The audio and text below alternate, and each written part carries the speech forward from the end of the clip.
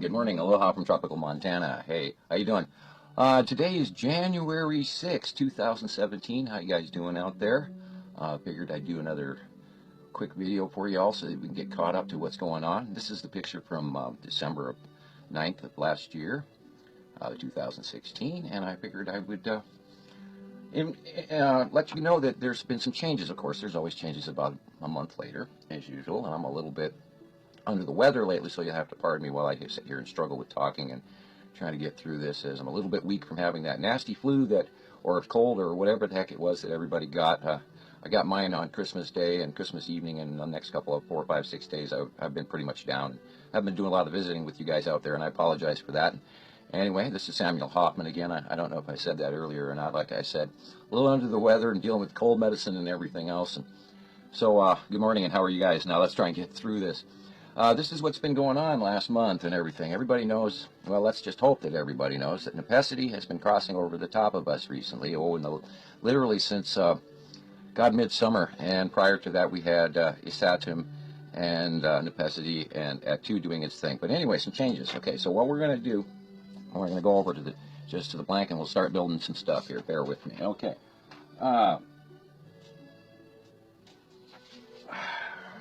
Recent events.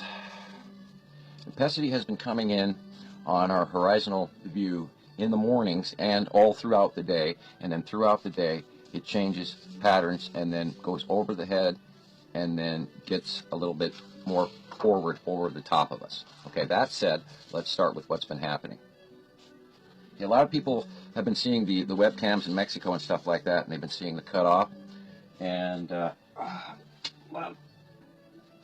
reaching down here, a lot of people have been seeing Atu coming in from this side, cutting off the sun as well, and crossing down this direction. It's been crossing. Okay, and recent events, some changes with Isatum, because Isatum was partially behind Nepesity and working its way backwards for a while, and that was literally from midsummer all the way into fall, and then they traded places, etc. And for those of you who've been along with this, you'll understand what I mean. Those of you new to this, everybody's been seeing a lot of red in the sky, and the red discoloration has a great deal to do with that, as well as the green and sometimes light green blue, and sometimes just very bright white facial illumination off of the sun, because the rotation in the solar system, the angle of the crescent flare has increased recently, as we discussed over the last year or two in the passing events. As the planets pass us, they will illuminate in an increasingly larger manner. Now, I'm watching television commercials and stuff and movie shows that were filmed 2012, 2013, 2014, and you can see these planets. You really can. Once you know what you're looking for, the shadowing in the sky, the darkness, and once you identify the size of the planet, the location of the planet, whether or not it's on the left-hand side of the sun or whether or not it's on the right-hand side of the sun, currently, of course, these things change. Now, the reason that I've been able to do this is because I've been watching it every day since literally 2010. Now, in late 2009, I looked up in the sky while I was working in my yard, and I saw something that I'll never be able to describe to anyone fully. But having my background and knowing that the planetary groups existed, and knowing that we have a binary 2-sun solar system, I knew immediately what I was looking at, and I went, oh shit, they're here. I waited years and years and years for this. I've known since the 80s what has been going on, and more than I can actually discuss here openly on Facebook. Anyway, that's it. Moving on. All right, Uri and Atu are continuing their little co-together dance. They've been off on the right-hand side of the sun for a great deal of time, as they have moved from the left to the right, just like all the other planets have done over time. Nibiru actually started out as this tiny little thing on the left-hand side, if you're looking at, say, for instance, at sunrise to the east. And it would be, if you're looking at sunset to the west, it would be that the planet is literally still on the left-hand side, because there's this rotational thing. It's really hard to describe to everybody how this works, and it confuses me all the time, even though I've been looking at it day after day, and I even have pictures that go back and drawings that go back for years now, all my little hand drawings and paper cutouts and everything. Anyway, so what's been going on recently is that we've seen a change and an escalation in the light pinch that's going on, and everybody's wondering, oh, you know, they're talking about this other illumination over here to the side of the sun, and we'll get to that in a moment, and I really want to discuss that, because a lot of people are getting lost on what's actually going on out there, and we've been watching it. We get member pictures, we get a picture from the Mediterranean and a picture from Florida and one from the East Coast and one from Mexico, and I get stuff from Australia, and I understand currently that I'm quite popular in Asia, so let's say hi to everybody out in Asia, and I apologize I don't speak any Mandarin or Chinese or Japanese, but anyway, what's been going on is, and I'm regaining popularity in Australia again, and hi all you guys in Australia. I'm trying to do this. Now, remember, in Australia, your view is going to be different because of where you are. This actually may be opposite. I still haven't figured all of that out yet because it's kind of screwy. Your version of the moon is not our version of the moon, which proves a lot in this planetary movement. Anyway, Isatum has been seen cutting off the top part of the sun, and there's been this red illumination. So I believe that Isatum is swinging around and crossing I've even got some pictures there so this far over on the side. Now, depending on where you are on the planet, your angle of view may be different. You may see it up here, and some people may see it down here, and the people down in Mexico may see it here, or it's actually cutting off on this side of the sun. Where you are makes a huge difference. But there's been a transition, and I believe that Isatum has crept over, and the overall grouping of how these planets are behaving in the daytime has changed, because we used to have the sun in the middle, but what's gone on now is they have moved up so much higher that this is occurring as Nepenthe comes in and fills us over the top during the day. The other bottoms are sighted like this, and this is like at sunset, and then there's this flaring that's going on. And there's this big, huge cutoff of darkness, and dark and blue, and sometimes brown, and all other multiple colors, with this orange and brown rounded hue. Now, if you see that rounded hue, this is a planet face. It's also illuminating because of the angle of the sun. It's oddly coming between all of these planets. And they move quickly during the day. You could get a 10-minute view, and they vanish right before your very face.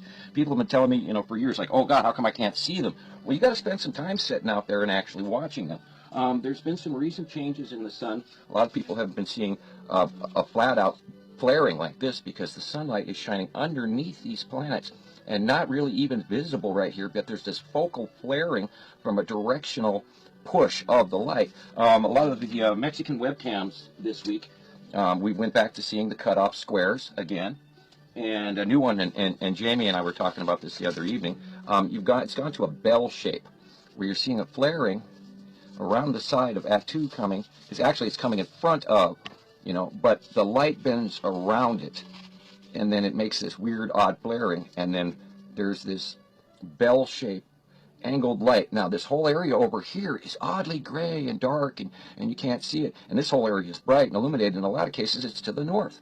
And everybody's saying, well, why is it so weirdly gray? Look at the temperature outside in North America right now. We're all freezing our asses off. We're doing that because there's planetary shadowing. When these guys pass, they come over the top of us, and late in the day, now I saw this up here in Montana the other day, Nepenthe came in and literally cut off the sun, and all we saw was a little bit of light underneath.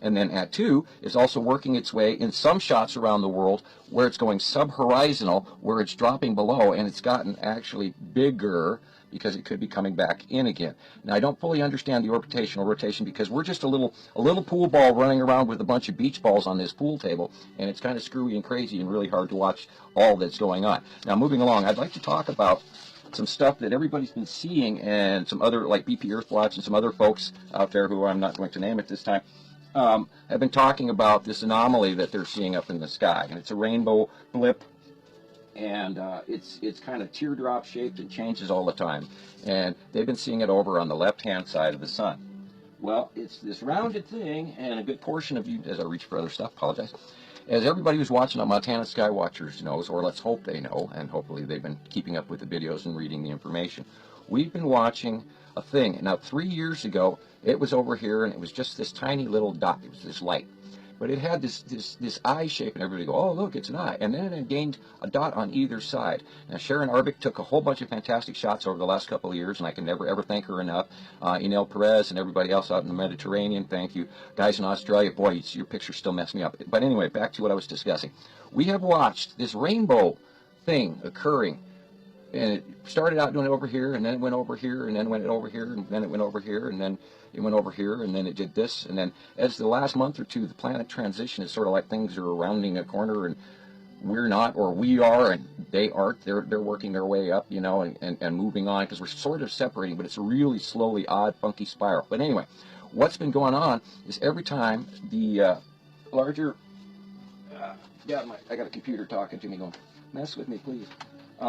Every time that the overhead planets that this group is orbiting under, and it's pretty much in between and running around and behind the bottom of Atu and Uri, but it's running over on the side. Now, we've got pictures of it going back 3 years where we can see this tiny little group of stuff going around there, and we didn't know what it was, and yet it was always there. There was this rounded arm, and then and Atu had a facial vertical cloud all the time, and Uri had its puppy little bottoms with its stripes and everything, which a lot of people are seeing right now out in the sky, because Uri and Atu are coming in and going this way. It's a really weird, odd cross. It's hard to describe, and I'll get more to that next time I speak with Jamie and we do another one of our videos. But what I really want you to know is these suckers are getting awful close, and people are misdiagnosing this object cluster group, and it's doing this rainbow refraction because it's got gases and debris and dust in it and stuff like that. And if you watch these things, it can be self-illuminant, and in a close passage, when this thing gets really, really close, we've seen lightning storms off of it at night and things like this, including some radar pictures, above Earth pictures, etc., etc. And they pass, and they round because they're orbiting underneath. I was looking for a picture, and I didn't find it. Oh, there it is. They are orbiting around and under overall Ceru. Now, this is a drawing back from a long time ago, and this was one of the other planets behind it. But they are orbiting under around and Ceru and that, and the other smaller planets, which about 2-3 years ago came this way and then came forward into us. These objects still orbit under and around and under and around, and every time they pass, we see these huge streaks across the sky, or in some locations at this hard angle like this. And then there was a semi-illuminated comet about 2 years ago, so I included that. This is still going on, and everybody wonders what these are. These are asteroids, and we've even got some close-up pictures which make them look like obsidian towers of glass and everything, and some close-ups with always the same round lead object with some stripes across it and this weird little front facial flip. And we've had so many comparative pictures. I know it's an asteroid group. We know for the last 3 years it's been orbiting repeatedly, time after time, at us. Bigger, bigger, bigger, far away. Bigger, bigger, bigger, far away. Bigger, bigger, bigger. And now, right now, current pictures of this week is it's dang close and huge and massive and overhead. And I think really seriously that people ought to watch for this. I can't call the event, but I mean, this is how big this darn thing is in the sky right now over the top of us and passing regularly. So anyway, I've made this a 15-minute video. They're kind of hard to post when they get too long. They take forever to get up on Facebook. Thank you, Facebook. Love your work, but remember, though you can't see them very easily, see, I see them a lot easier up here in Montana. Sorry for that, all of you guys down at the lower levels with more crud in the air and thicker mildew and dust, particulate, and volcanic ash and chemtrails and all the rest, but we got a great view up here. Wish you were all here to see it. Anyway, aloha from tropical Montana. I'm going to end it there because I've talked my breath out here, and I got to go find some tissue and all of that, and boil some water in the house, and the whole routine get a little bit better. You guys take care, and I hope this has helped you today. And for you naysayers out there, give this a chance. Go back and look at my other videos, Understanding the Skies, volume editions 1 through 5, and myself and Jamie Klingler, we're going to be doing some more videos and a little production here and there. And you have a great day. Take care, guys. I'm going to put it here.